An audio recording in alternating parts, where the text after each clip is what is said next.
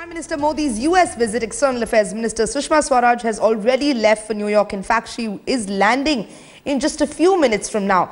As soon as she lands, Sushma Swaraj has a series of meetings lined up. She will be attending a crucial meeting of the G4 foreign ministers to strategize restructuring of the United Nations Security Council tomorrow. I'm quickly going to cut across to Rahul Kaval, who's now joining us live from New York. Rahul, we understand there's been a significant amount of coverage and exposure when it comes to Narendra Modi's US visit, because it's going to be his first one after he was voted Prime Minister, and a very crucial one at that. But more importantly, what will be the External Affairs Minister's agenda, considering that she'll be landing any moment now? Well, she's already landed, Sanjana. Okay. At 7 a.m.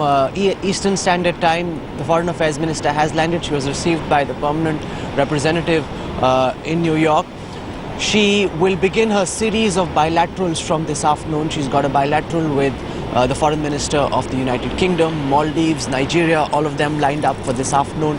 Then tomorrow is the crucial meeting of the foreign ministers of the G4, India, Germany, Japan, trying to find a way of restructuring and reforming the United Nations Security Council so that India, Germany, Japan also get a toe in as a permanent member of the UNSC. After that is the crucial meeting of the SAARC foreign ministers, where very importantly Sushma Swaraj will be coming face to face with Sartaj Aziz.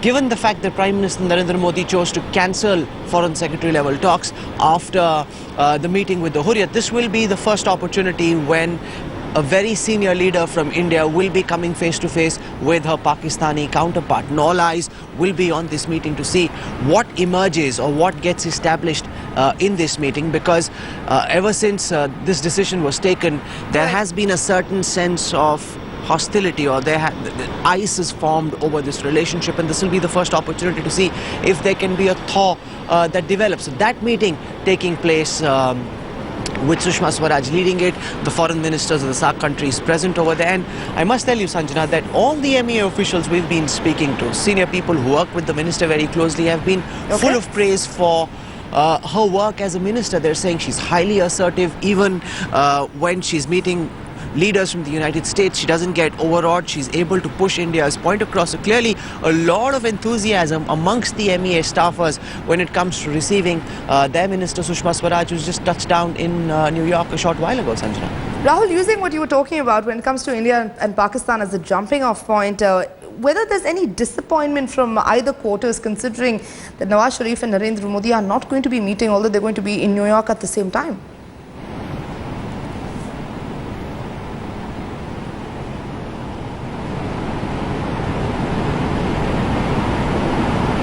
Rahul, if you can hear me?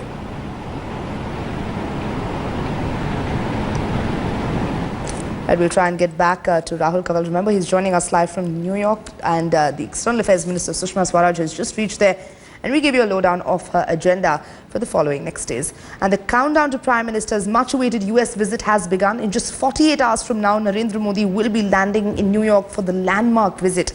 The US administration is going all out to give a red carpet to welcome Narendra Modi. The Prime Minister himself will have a packed schedule. He has 35 engagements scheduled over 4 days. The Prime Minister's US visit will begin with a visit to the 9/11 memorial on the 27th. He will address the UNGA the same day. He will also be attending a power-packed meeting with top US business honchos. The much-awaited meeting with President Obama is slated for the 29th of November. Prime Minister is scheduled to meet President Obama on the 29th as well as the 30th when he is in Washington.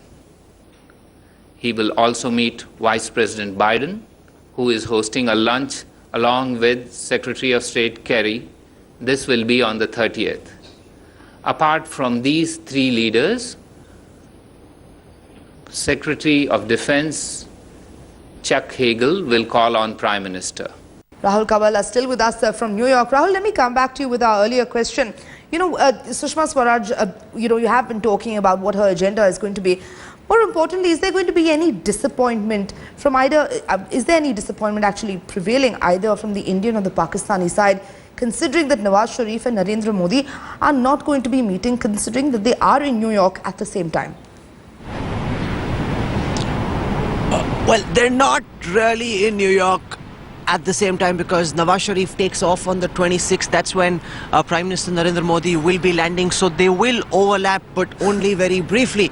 But the symbolism of the fact that they were in New York roughly the same time and had the potential to meet but chose not to do so is clearly rankling, although both sides are being very nonchalant about it. We spoke to sources in the Ministry of External Affairs. They told us that Pakistan has not sought a meeting, neither has India, and therefore India's Prime Minister will not be meeting Pakistan's Prime Minister. The important thing though is the MEA says the Prime Minister is following a neighbours first policy. He will be meeting the heads of state of Sri Lanka, Bangladesh and Nepal. Now, these are all crucial neighbours, and Pakistan is just as much of a neighbour, where Prime Minister Narendra Modi invited Nawaz Sharif to India, and at that time it decided that they will meet on the sidelines of the UNGA. But because of what happened with the Hurriyat and the Prime Minister's decision to cancel Foreign Secretary level talks, therefore this meeting will not take place. Ties are deadlocked between India and Pakistan. It's about who will blink first, and at this time it seems that neither party is interested in blinking. In fact, they're both being very nonchalant, saying, no, it's not on our agenda, we're not interested in meeting, we've got other bilaterals that are scheduled. But clearly this doesn't bode well for India-Pakistan ties, because you've boxed yourselves into a corner with no apparent way out. So the question is, who will step back first? After the position that Prime Minister Modi is taken, saying that if you meet the Hurriyat, we will not talk to you, that's a red line that India has set, given the fact that Pakistan believes that it is their responsibility to meet with representatives from the Hurriyat. That's a red line that Pakistan is not prepared to back off from. So you've got two red lines that are drawn. You've got the Indian Prime Minister on the one side, the Pakistani Prime Minister on the other. It's about who will cross the Rekha first, Sanjana. Rahul Kanwal, thank you so much for bringing us that update all the way from New York. We'll continue tracking, remember, the visit as it develops.